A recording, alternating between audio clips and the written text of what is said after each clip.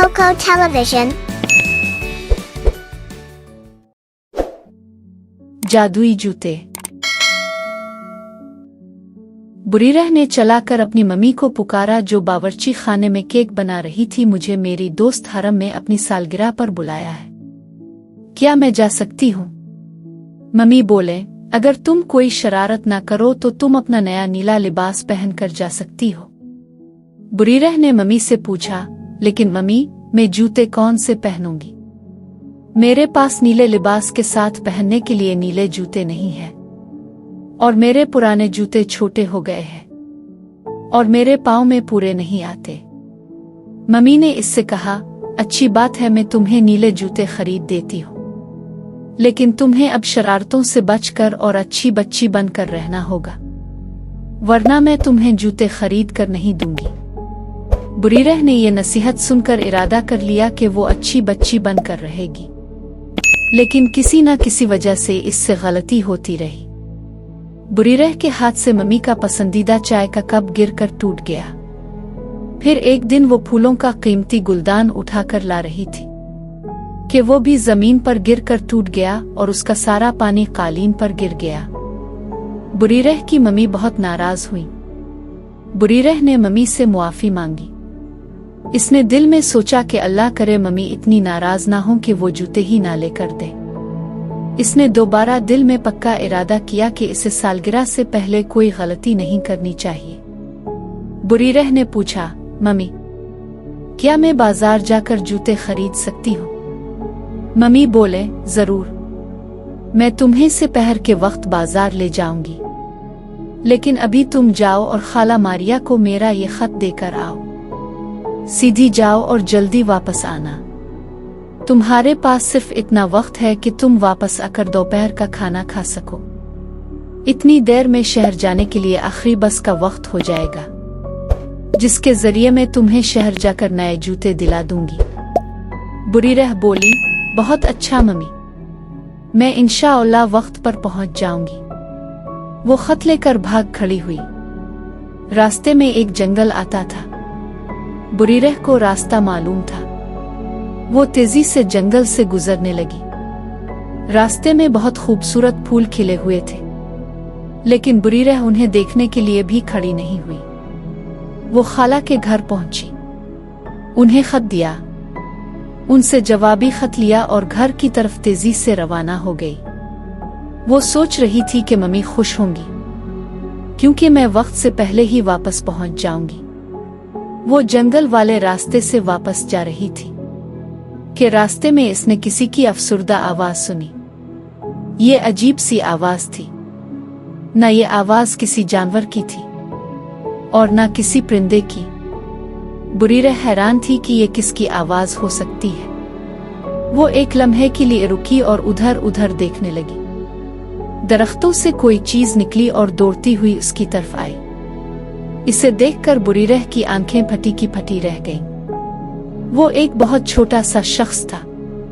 वो बुरीरह से भी कद में बहुत छोटा था और ज़ार और कतार रो रहा था।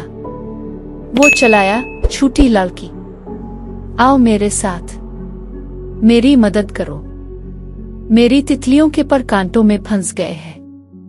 बुरीरह इसकी तरफ दौड़ी जिस तरफ बोने ने इशारा किया था। इसने वहां एक हैरत अंगेज मंजर देखा। वहां 5 तितलियां कांटों से भरी हुई झाड़ी में उलझी हुई थीं। आजाद होने के लिए जोर लगाने से उनके पर जख्मी हो चुके थे। बोना अपनी आंखें पोंछता हुआ बोला, क्या तुम मेरी मदद करोगी ताकि मैं तितलियों को आजाद करवा सकूं? बुरीरह बोली, ओ खुदाया, मैं तो दिल और जान से मदद करना चाहती हूँ, लेकिन मेरी मम्मी का हुक्म है कि जल्दी वापस आऊं। उन्हें शहर से नए जूते लेकर मुझे देने हैं, जो मुझे कल अपनी सहेली की सालगिरह पर पहनने हैं। मैं देर से गई तो मेरी बस छूट जाएगी। बोना फिर रोने लगा और बोला, ठीक है, मैं समझ सकता हूं, लेकिन मेरी खूबसूरत तितलियां मां। और फिर तितलियों की तरफ इसे मालूम था कि जंगल के रास्ते में कोई उसकी मदद को नहीं आएगा। इसकी समझ में नहीं आ रहा था कि वो क्या करे। फिर अचानक इसने अपने ज़हन में एक फैसला कर लिया। वो बोली, मत रो, मैं तुम्हारी मदद करती हूँ। हो सकता है मैं वक्त पर पहुंच ही जाऊं। बोने ने अपनी आंखें पोंछते हुए कहा, तुम्हारा बहुत शुक्रिया, मैं जाता हूं और तितलियों को तसल्ली देता हूं। बुरीरह दौड़कर तितलियों के पास पहुंची और नोकीले कांटों से उनके पर आजाद करवाने लगी। एक के बाद एक को इसने आजाद करवाया। खासा वक्त लग गया क्योंकि तितलियों के पर बहुत नाजुक होते हैं। आखिर ये काम मुकम्मल हो गया। बोने ने बुरीरह से खुशी खुशी कहा, तितलियां आजाद हो चुकी हैं। तुम्हारा बहुत बहुत शुक्रिया। मुझे उम्मीद है कि तुम वक्त पर पहुंच जाओगी। बुरीरह बोली, मुझे भी उम्मीद है। खुदा हाफिज। अल्लाह करे तुम भी घर खैरियत से पहुंच जाओ। अब इसने दौड़ना शुरू किया। वो जिंदगी में इससे तेज कभी नहीं भागी थी जितनी इस दिन भागी। वो हांपत्ती कांपती घर पहुंची। मम्मी बोली, रास्ते में बुरीरह आखिर तुम क्या करने बैठ गई थी? मैंने खाना काफी देर पहले खा लिया और बस भी तैयार खड़ी है। बुरीरह परेशान होकर बोली, मम्मी मैं कुछ नहीं कर सकती थी। रास्ते में एक बोना मुझे मिला था। मम्मी डांट कर बोले, झूठ ना बोलो, अब तुम्हें नीले जूते नहीं मिल सकते। बुरीरह बोली, मम्मी जूतों के बगैर तो मैं सालगिरह पर भी नहीं जा सकूंगी। मेरे पास और जूते भी नहीं हैं। मम्मी बोले, ये तुम्हारा अपना कसूर है। तुम एक बेवकूफ लड़की हो। अब जाओ और खाना खाओ और इस बारे में अब एक लफ्ज सुनना नहीं चाहूंगी। बेचारी बुरीरह वो खाने की मेज पर बैठ तो गई, लेकिन इससे खाना नहीं खाया गया। वो बहुत मायूस थी। इसने बस को अपनी नजरों के सामने जाते देखा। जूते नहीं होंगे तो सालगिरह भी नहीं जा सकूंगी। वो बहुत अफसुर्दा थी। शाम को स्कूल का काम किया और वो जल्दी सो गई। अगली सुबह वो जल्दी उठ गई। इसने सोचा कि मम्मी के लिए चाय बनाए तो उसको सिलियों में कुछ चमकता दिखाई दिया, लेकिन वो ये देखकर हैरान रह गई कि सिलियों पर एक डिब्बा पड़ा हुआ था। वो शोख रंग का था।